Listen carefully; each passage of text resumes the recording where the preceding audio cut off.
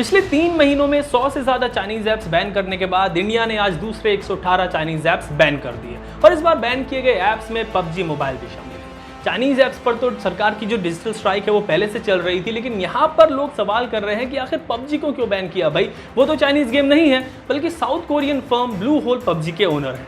तो आज के इस टेक टॉक वीडियो में मैं आपसे इसी पर बात करूंगा और बताऊंगा कि पूरी तरह चाइनीज गेम नहीं होने के बावजूद भी गवर्नमेंट ने पबजी को क्यों बैन किया, साथ ही जानेंगे कि आगे इंडिया में इसका फ्यूचर क्या होगा। एक्चुअली जब गवर्नमेंट ने जून में 59 चाइनीज ऐप्स बैन किए थे, तभी से यह खबर आ रही थी कि पबजी पर भी गवर्नमेंट की नजर है और पबजी जो है वो गवर्नमेंट के रडार पर है और उस पर भी गवर्नमेंट बैन लगा सकती है। लेकिन काफी दिन तक जब कोई एक्शन गवर्नमेंट ने नहीं लिया तो लगा कि भाई ये गेम बच जाएगा क्योंकि ये 100% चाइनीज गेम नहीं है। लेकिन ऐसा नहीं हुआ और आखिरकार पबजी भी फाइनली बैन हो गया। पर लोगों को जो सवाल सबसे ज्यादा परेशान कर रहा है वो ये कि साउथ कोरियन ओरिजिन होने के बाद भी पबजी क्यों बैन हुआ है।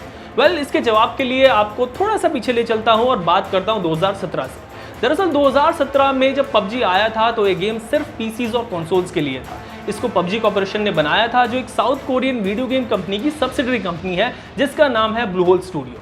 यानी पबजी जो पीसीज और कंसोल्स के लिए आया था उसको साउथ कोरियन फर्म ने डेवलप किया था। पर जब पबजी काफ़ी पॉपुलर हो गया और उसने काफ़ी ज़्यादा कमाई कर ली, तब चाइना की गेमिंग कंपनी टेंसेंट गेम्स गई ब्लू होल के पास और कहा कि भाई हम पबजी को चाइना में पब्लिश करना चाहते हैं। और फिर दोनों फर्म्स के बीच एक एग्रीमेंट हुआ और बाद में टेंसेंट गेम्स ने पबजी को चाइना में पब्लिश किया और साथ ही इसका मोबाइल वर्जन पबजी मोबाइल भी डेवलप किया। और उसके बाद टेंसेंट गेम्स ने ब्लू होल में 10% स्टेक भी खरीद लिया। यानी ब्लू होल और टेंसेंट गेम्स एक तरह से पार्टनर हो गए। यहाँ पर आप ये याद रखिए कि PUBG for PC and consoles PUBG corporation ने डेवलप किया था, पर पबजी मोबाइल की जो डेवलपर हैं वो चाइनीज फर्म टेंसेंट गेम्स हैं और डेवलपर चाइनीज होने की वजह से ही पबजी चाइनीज गेम कहलाया और यही वजह है कि ये गवर्नमेंट के रडार पर आ गया और उसको बैन कर दिया गया।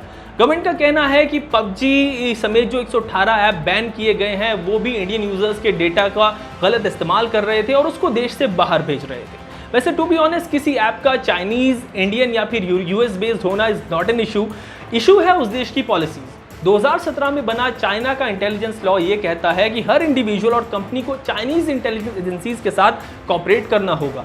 यानी अगर चाइनीज गवर्नमेंट चाहे तो चाइनीज ऐप्स पर मौजूद दुनिया के हर यूजर का डेटा हासिल कर सकती है और उसको अपने फायदे के लिए इस्तेमाल कर सकती है। और साइबर सिक्योरिटी एक्सपर्ट्स ये भी कहते हैं कि चाइनीज गवर्नमेंट ऐसा ऑलरेडी कर रही है। आप जानते ही होंगे कि कैसे हुआवे और ZTE के 5G नेटवर्क के जरिए चाइना पूरी दुनिया में एक सर्विलेंस वेब क्रिएट करना चाहता है।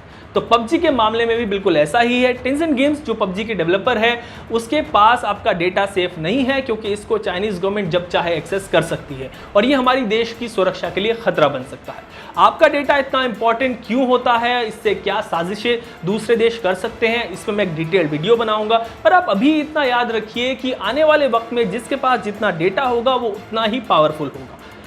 पबजी के बैन होने से गेमर्स और गेमिंग इंडस्ट्री को तो बड़ा नुकसान हुआ है, लेकिन जब बात देश की सुरक्षा की हो तो हर नुकसान छोटा लगने लगता है। देश की सुरक्षा को खतरा ना हो और आपका डेटा भी सेफ एंड सिक्योर रहे, इसी वजह से गवर्नमेंट ने जो है इन चाइनीज ऐप्स को बैन किया है और इसमें पबजी भी शामिल है। पबजी बैन पर और दूसरे चाइनीज ऐप्स पर जो बैन लगा है इस पर आपकी क्या राय है, ये आप मुझे हमारे कमेंट सेक्शन में जरूर बताएं और लेटेस्ट टेक रिलेटेड वीडियोस के लिए देखते रहें टेक टॉक।